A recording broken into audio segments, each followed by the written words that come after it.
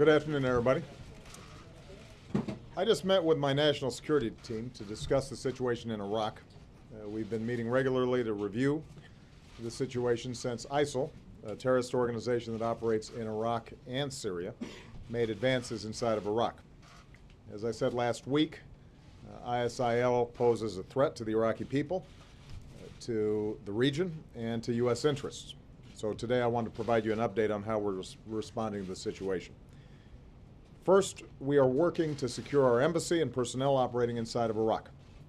As President, I have no greater priority than the safety of our men and women serving overseas. So I've taken some steps to relocate some of our embassy personnel, and we've sent reinforcements to better secure our facilities. Second, at my direction, we have significantly increased our intelligence, surveillance, and reconnaissance assets so that we've got a better picture of what's taking place inside of Iraq. And this will give us a greater understanding of what ISIL is doing, where it's located, and how we might support efforts to counter this threat. Third, the United States will continue to increase our support to Iraqi security forces. We're prepared to create joint operations centers in Baghdad and northern Iraq to share intelligence and coordinate planning to confront the terrorist threat of ISIL. And through our new Counterterrorism Partnership Fund, we're prepared to work with Congress to provide additional equipment. We have had advisors in Iraq through our embassy, and we're prepared to send a small number of additional American military advisors, up to 300, to assess how we can best train, advise, and support Iraqi security forces going forward. American forces will not be returning to combat in Iraq, but we will help Iraqis as they take the fight to terrorists who threaten the Iraqi people, the region, and American interests as well. Fourth, in recent days, we've positioned additional U.S. military assets in the region. Because of our increased intelligence resources, we're developing more information about potential targets associated with ISIL. And going forward, we will be prepared to take targeted and precise military action if and when we determine that the situation on the ground requires it. If we do, I will consult closely with Congress and leaders in Iraq and in the region. I want to emphasize, though, that the best and most effective response to a threat like ISIL will ultimately involve partnerships where local forces, like Iraqis, take the lead. Finally, the United States will lead a diplomatic effort to work with Iraqi leaders and the countries in the region to support stability in Iraq. At my direction, Secretary Kerry will depart this weekend for meetings in the Middle East and Europe, where he'll be able to consult with our allies and partners. And just as all Iraqis' neighbors must respect Iraq's territorial integrity, all of Iraq's neighbors have a vital interest in ensuring that Iraq does not descend into civil war or become a safe haven for terrorists. Above all, Iraqi leaders must rise above their differences and come together around a political plan for Iraq's future.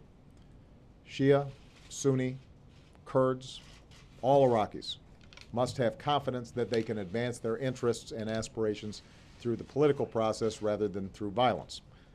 National unity meetings have to go forward to build consensus across Iraq's different communities. Now that the results of Iraq's recent election has been certified, a new parliament should convene as soon as possible. The formation of a new government will be an opportunity to begin a genuine dialogue and forge a government that represents the legitimate interests of all Iraqis. Now, it's not the place for the United States to choose Iraq's leaders. It is clear, though, that only leaders that can govern with an inclusive agenda are going to be able to truly bring the Iraqi people together and help them through this crisis. Meanwhile, the United States will not pursue military options that support one sect inside of Iraq at the expense of another. There's no military solution inside of Iraq, certainly not one that is led by the United States. But there is an urgent need for an inclusive political process, a more capable Iraqi security force, and counterterrorism efforts that deny groups like ISIL a safe haven.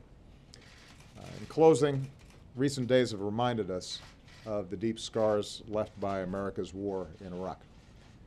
Alongside the loss of nearly 4,500 American patriots, many veterans carry the wounds of that war and will for the rest of their lives. Here at home, Iraq sparked vigorous debates and intense emotions in the past, and we've seen some of those debates resurface. But what's clear from the last decade is the need for the United States to ask hard questions before we take action abroad, particularly military action. So the most important question we should all be asking, the issue that we have to keep front and center, the issue that I keep front and center, is what is in the national security interests of the United States of America. As Commander-in-Chief, that's what I stay focused on. As Americans, that's what all of us should be focused on. And going forward, we will continue to consult closely with Congress. We will keep the American people informed. We will remain vigilant, and we will continue to do everything in our power to protect the security of the United States and the safety of the American people. So with that, I'm going to take a couple of questions. I'll start with Colleen McCain-Nelson of the Wall Street Journal. Thank you, Mr. President. Do you have any confidence in Prime Minister Maliki at this point, and can Maliki bring political stability to Iraq? As I said, it's not our job to choose Iraq's leaders. Part of what our patriots fought for during many years in Iraq was the right and the opportunity for Iraqis to determine their own destiny and choose their own leaders. But I don't think there's any secret that right now, at least, there is deep divisions between Sunni, Shia, and Kurdish leaders. And as long as those deep divisions continue or worsen, it's going to be very hard for an Iraqi central government to direct an Iraqi military to deal with these threats. And so we've consulted with Prime Minister Maliki, and we've said that to him privately.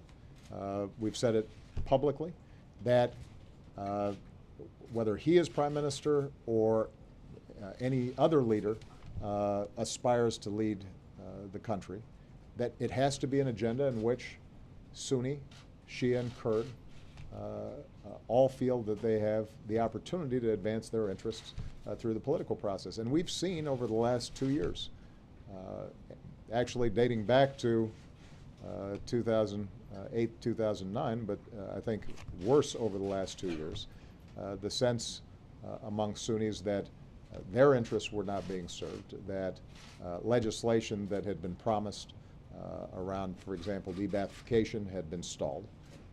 I think that you hear similar complaints that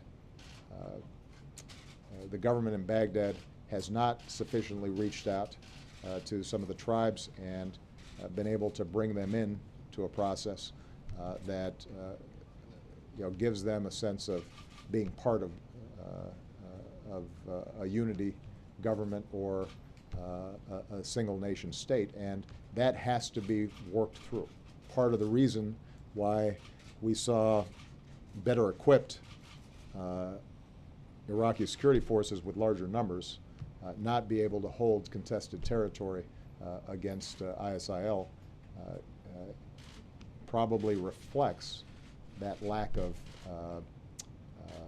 a sense of commitment on the part of Sunni communities to work with Baghdad, and that has to be fixed if we're going to get through this crisis. Jim Acosta. Thank you, Mr. President. Americans may look at this decision that you're making today as a sneak preview of coming attractions, that the number of advisors that you're planning to send in may just be the beginning of a boots-on-the-ground scenario down the road. Why is Iraq's civil war in the national security interests of the United States, and are you concerned about the potential for mission creep? I think we always have to guard against mission creep. So let me repeat what I've said in the past. American combat troops are not going to be fighting in Iraq again.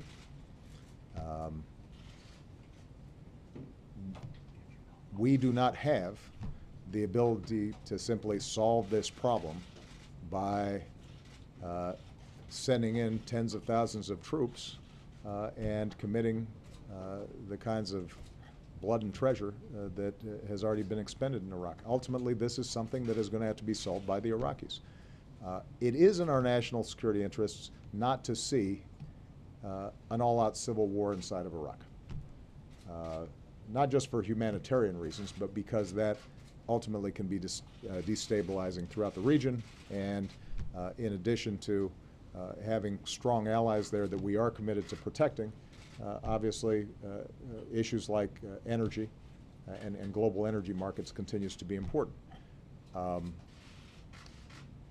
We also have an interest in making sure that we don't have a safe haven that continues to grow for ISIL and other extremist jihadist groups who could use that as a base of operations for planning and targeting ourselves, our personnel overseas, and eventually the homeland.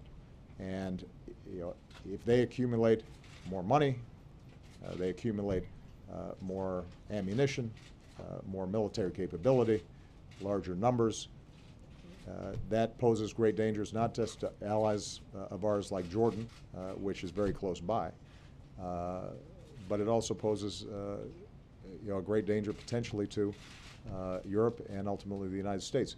We have already seen inside of Syria or groups like ISIL that right now are fighting with other extremist groups, or an Assad regime that was non-responsive to Sunni majority there, that has attracted more and more jihadists or would-be jihadists, some of them from Europe.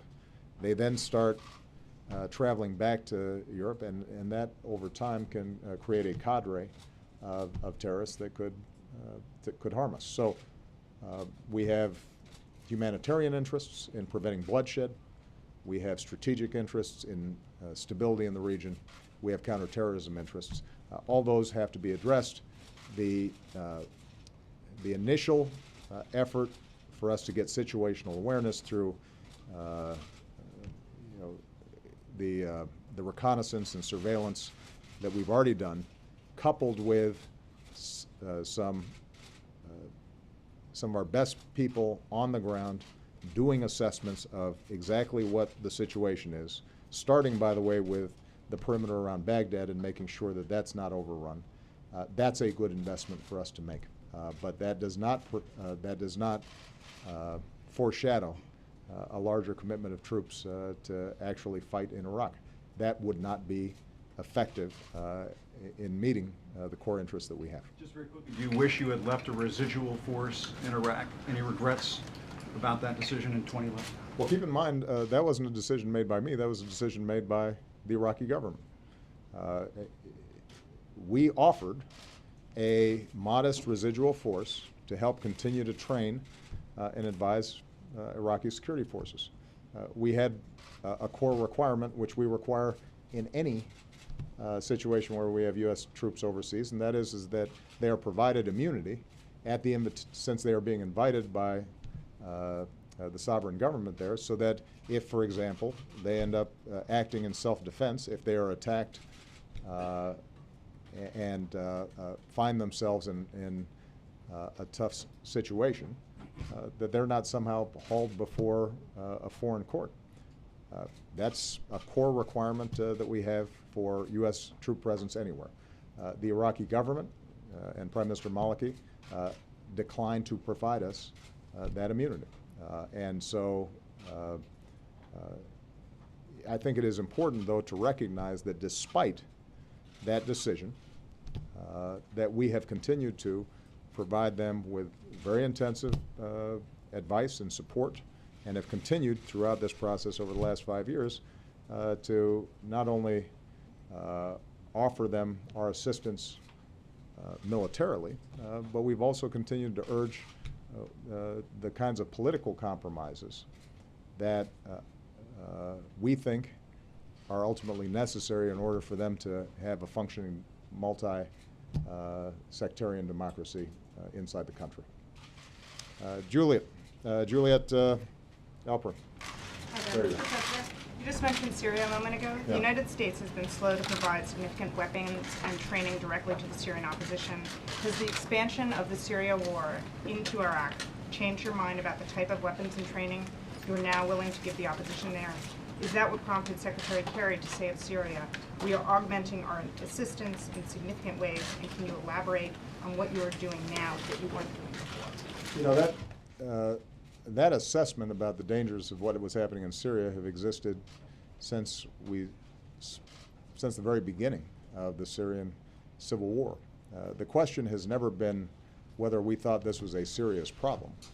The question has always been, is there the capacity of moderate opposition on the ground to absorb and counteract extremists that it might have been pouring in, as well as an Assad regime supported by Iran and Russia that outmanned them and was ruthless. And so we have consistently provided that opposition with support. Oftentimes the challenge is if you have former farmers or teachers or pharmacists who now are taking up opposition against a battle-hardened regime with support from external actors that have a lot at stake, how quickly can you get them trained? How effective are you able to mobilize them? And that continues to be a challenge. And even before the situation that we saw with ISIL going into Iraq, we had already tried to maximize what we can do to support moderate opposition that not only can counteract the brutality of Assad, but also can make sure that in the minds of Sunnis, they don't think that their only alternative is either Mr. Assad or extremist groups like ISIL or al-Nusra.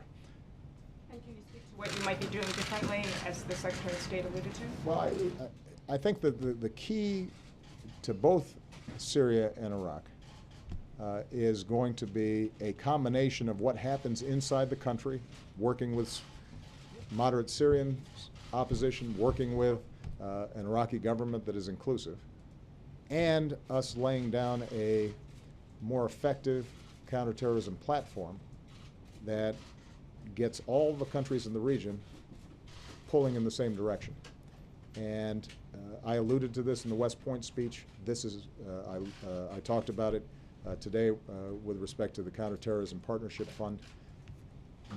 There's going to be a long-term problem in this region in which we have to build and partner with countries that are committed to our interests, our values, and at the same time, we have immediate problems with terrorist organizations that may be advancing.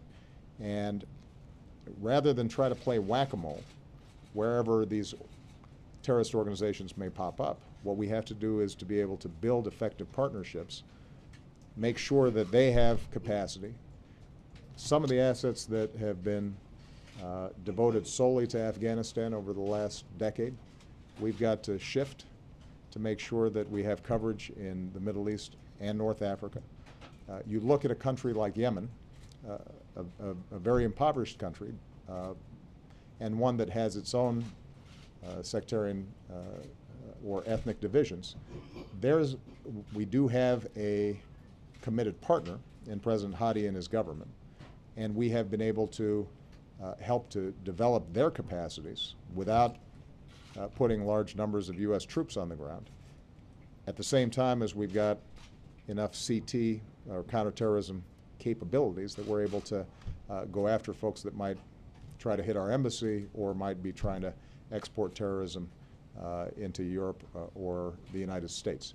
And looking at how we can create more of those models is going to be part of the solution in dealing with both Syria and Iraq. But in order for us to do that, we still need to have actual governments on the ground that we can partner with, and that we've got some confidence are going to pursue the political policies of inclusiveness. In Yemen, for example, a wide-ranging national dialogue that took a long time, but helped to give people a sense that there is a legitimate political outlet for grievances that they may have.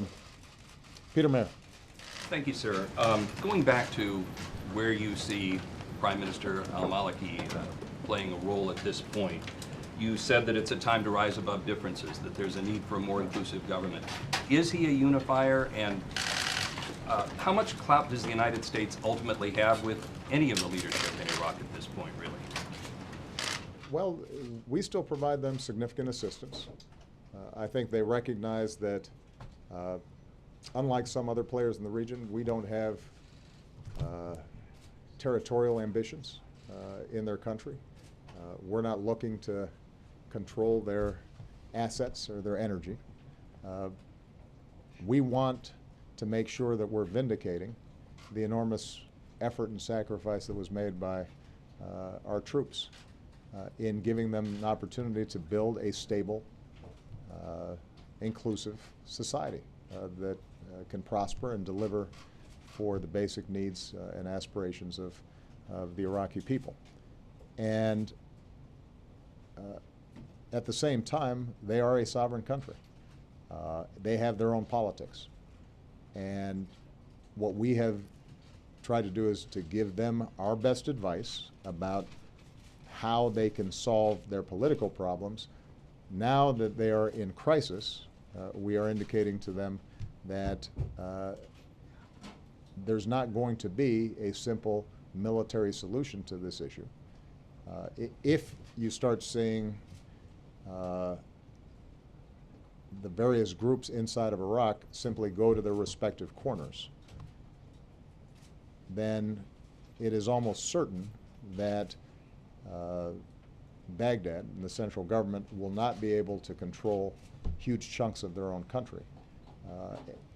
The only way they can do that is if there are credible Sunni leaders, both at the national level and at the local level, who have confidence that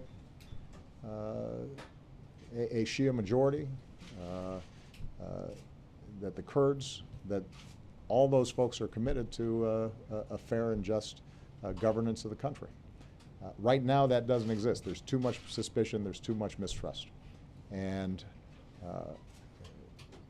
the good news is that an election took place in which, despite all this mistrust, despite all this frustration, despite all this anger, you still had millions of Iraqis turn out, in some cases in very dangerous circumstances.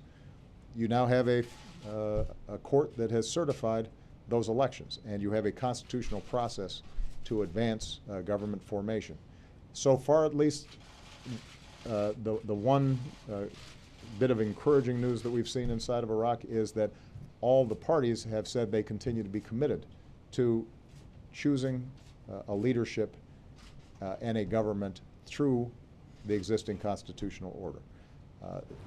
So what you're seeing, I think, is as the prospects of civil war heighten, many Iraqi leaders stepping back and saying, let's not plunge back into the abyss. Let's see if we can resolve this politically. But they don't have a lot of time, and you have a group like ISIL that is doing everything that it can to descend the country back into chaos. And so one of the messages that we had for Prime Minister Maliki, but also for the Speaker of the House and the other leadership inside of Iraq is get going on this government formation. It'll make it a lot easier for them to shape a military strategy. It'll also make it possible for us to partner much more effectively than we can currently. Given the Prime Minister's track record, is he a unifier? Can he play that role when, after what we've seen play out over the last couple of weeks, is brought into play? I think the test is before him and other Iraqi leaders as we speak. Right now, they can make a series of decisions. Regardless of what's happened in the past, right now is a moment where the fate of Iraq hangs in the balance. And the test for all of them is going to be whether they can overcome the mistrust, the deep sectarian divisions, in some cases just political opportunism, and say this is bigger than any one of us, and we've got to make sure that we we do what's right for the Iraqi people. And that's a challenge. That's not something that the United States can do for them. That's not something, by the way, that the United States armed forces can do for them. We can provide them the space. We can provide them the tools. But ultimately, they're going to have to make those decisions. In the meantime, my job is to make sure that American personnel there are safe, that we are consulting with the Iraqi security forces, that we're getting a better assessment of what's on the ground, and that we're recognizing the dangers of ISIL over the long term and developing the kinds of comprehensive counterterrorism strategies that we're going to need to deal with this issue.